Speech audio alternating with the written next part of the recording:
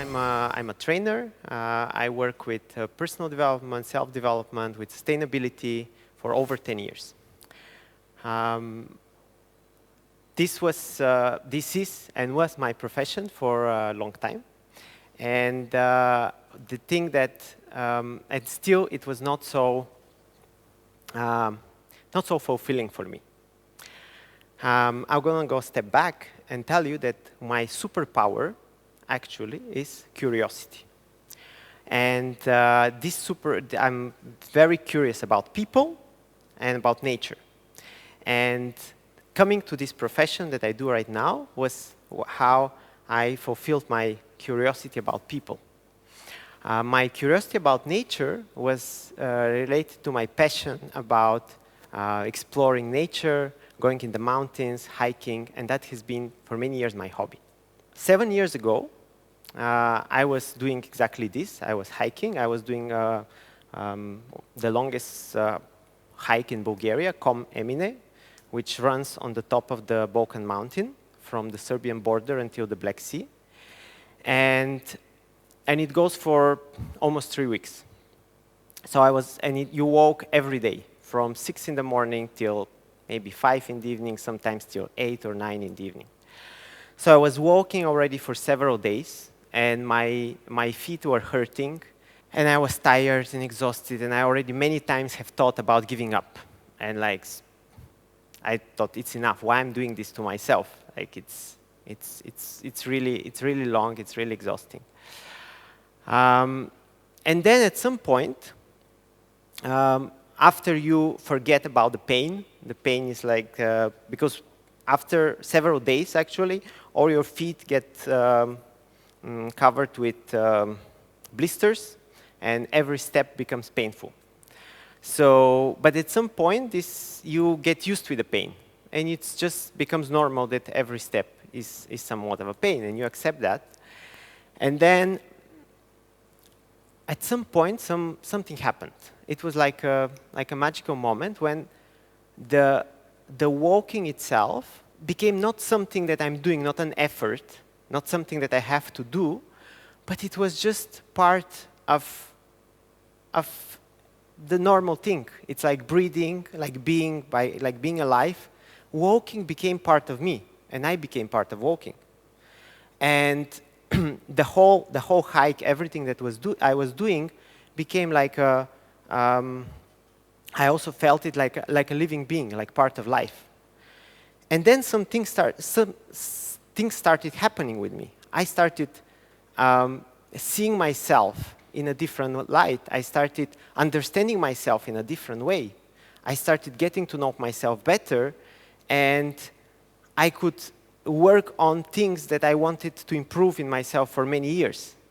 So basically what happened during that hike is that I entered into a space of self-development, of like working with myself, getting to know myself and developing myself.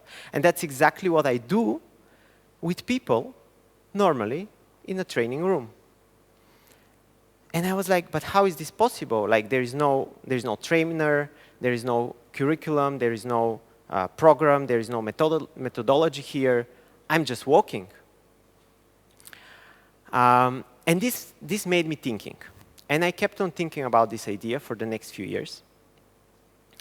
And then one day when I was in the training room, and a colleague came to me and said, I have an idea. What do you think about doing a training in the mountains? And I was like, well, it's a great idea. I've been thinking about this for a very long time. Let's do it. So we started preparing for this kind of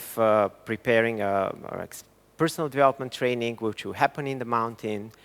And I was like, okay, that's a great idea. I'm super passionate about this.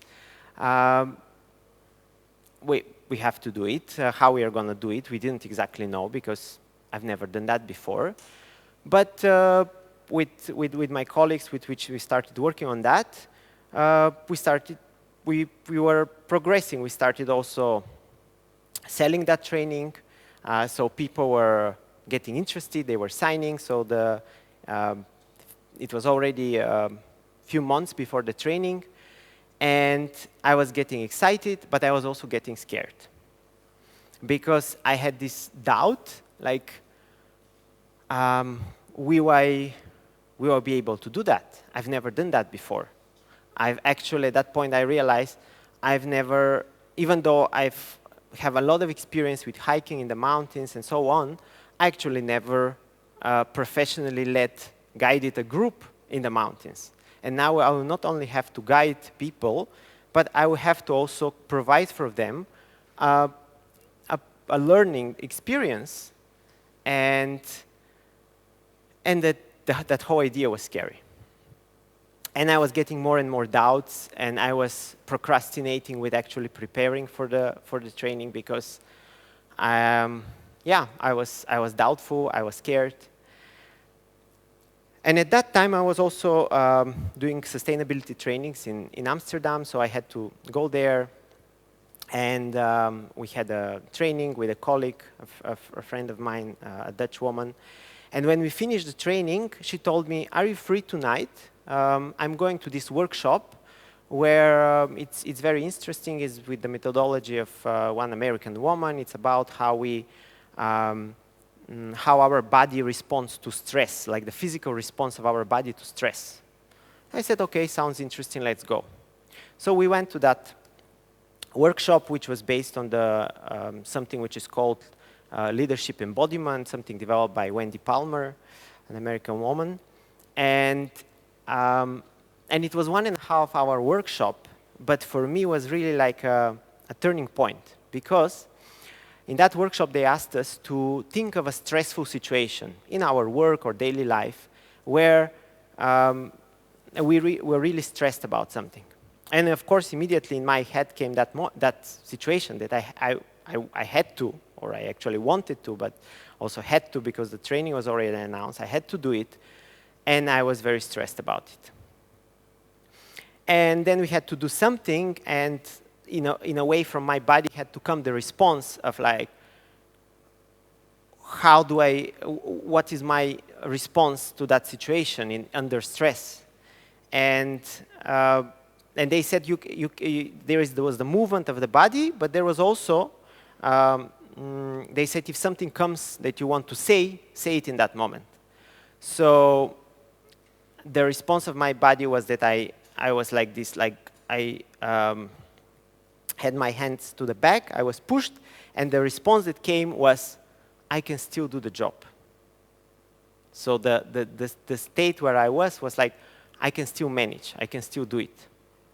After that, we had a little, something like a meditation, like a centering exercise to come back to ourselves, to our center, and we had to do the exercise again. And I did it again, and then the response that came this time, I was way more stable, and here also, before my hands went all the way back, so I was overstretched from the stress, but here I stopped here, and I said, I'm the best person for that job.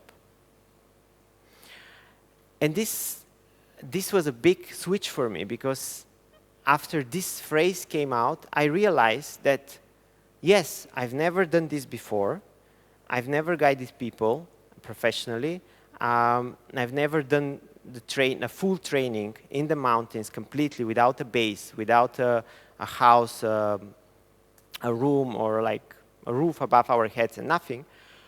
But in the same time, I had all the unique experiences that I had in my life, from my experiences with mountains, with hiking, from my experience with outdoor education, what I have already done, from my experience with psychology and with personal development.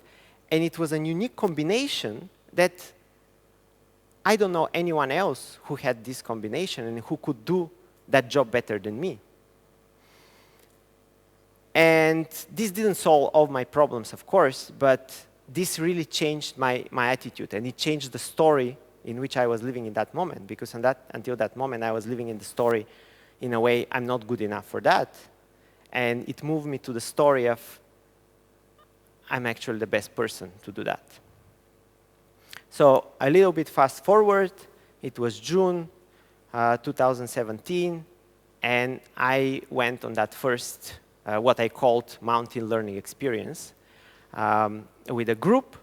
The good part is that in this experience, the people who join, they don't know anything. They don't know where they're going. They don't know what they're going to do, where they're going to sleep, when they're going to eat, nothing. So we just go on a hike in the mountains with the promise that we will get to know ourselves better, and we will come back more confident, more aware, more prepared to face the challenges of our daily life.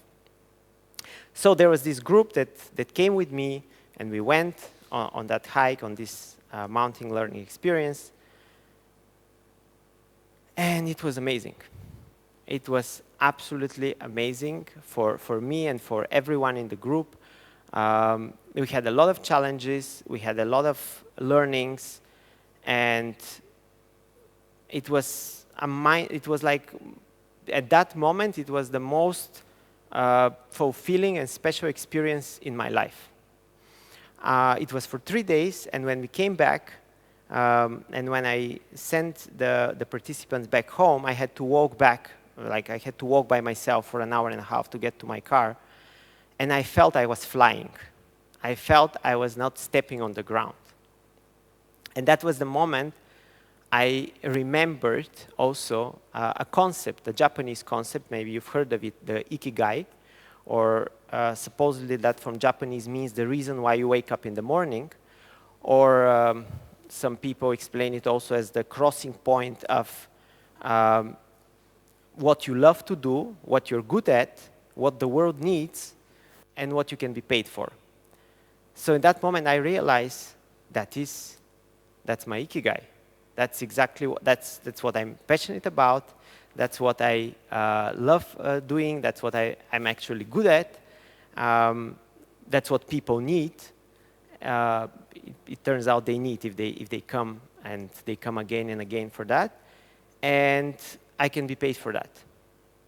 So so I continued doing that for now for 4 years, and I learned a lot. I mean, the people who come with me also learn, but also what I learned, one of the main things is that the mountain is really, for me, the best place to learn about yourself, to develop, to do self-development.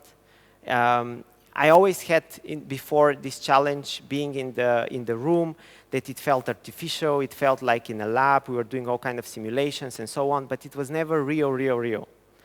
And in the mountains, it's 100% real. You are never in full control of what's happening.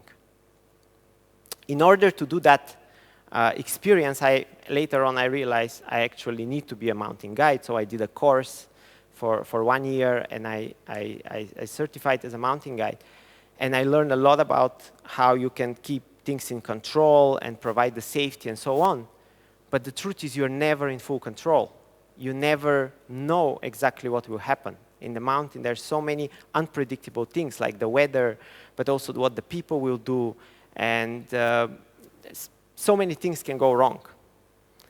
And actually, that's a perfect metaphor for life, because it's like this in life. We think we know. We think we live in kind of certainty and in safety, but actually we don't know. And this year, 2020, is a great example of that. Who of us knew a year ago that this year would look like that? Almost no one, if anyone. Because life is unpredictable. Life is, it's unknown.